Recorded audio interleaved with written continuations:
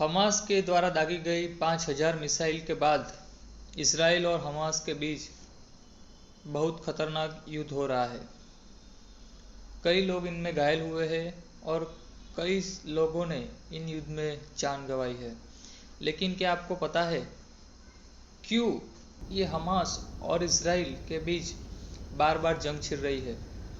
नहीं तो चलिए जानते हैं इसके पीछे की असली वजह क्या है, क्यों ये हमास और इसराइल बार बार युद्ध कर रहे हैं। 1946 के पहले जो आप देख रहे हो वो पूरा एक फिलिस्तीन देश था और यहाँ सबसे ज़्यादा मुस्लिम लोग रहते थे। हालांकि यहाँ यहूदी भी रहते थे लेकिन वो बहुत कम संख्या में रहते थे।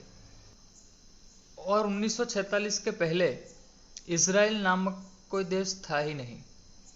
लेकिन होता क्या है, इसी बीच 1948 में यूएनओ यानी कि यूनाइटेड नेशन ऑर्गेनाइजेशन एक प्रस्ताव रखता है जिसमें फिलिस्तीन को 3 हिस्से में बांट दिया।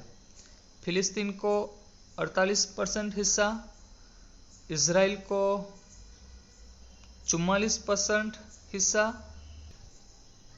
और बचा 8% हिस्सा यूएनओ ने अपने कंट्रोल में रखा। ठीक वैसे ही जैसे इंडिया को उसने पाकिस्तान और इंडिया 2 हिस्सों में बांट दिया। यहूदियों के लिए ये नया देश बनाने से फिलिस्तीन और बाकी के आसपास के 6 अरब देश बहुत गुस्से में थे और उन्होंने मिलकर इज़राइल पर हमला कर दिया।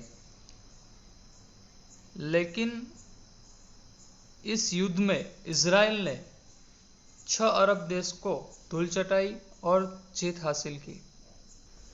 और 1949 में यूएनओ के प्रस्ताव के हिसाब से जो हिस्सा फिलिस्तीनियों को मिला था उसमें से भी बहुत सारा हिस्सा इज़राइल ने जीत लिया, जिससे बाकी बचे फिलिस्तीनियों में से कुछ कट्टरपंथी खड़े हुए और उन्होंने हमास नामक एक संगठन खड़ा किया जो कि फिलिस्तीनियों के लिए लड़ता है और उसका केंद्र बिंदु गाजा पट्टी है और वहाँ से ही वो बार बार इज़राइल पे हमले कर रहा है।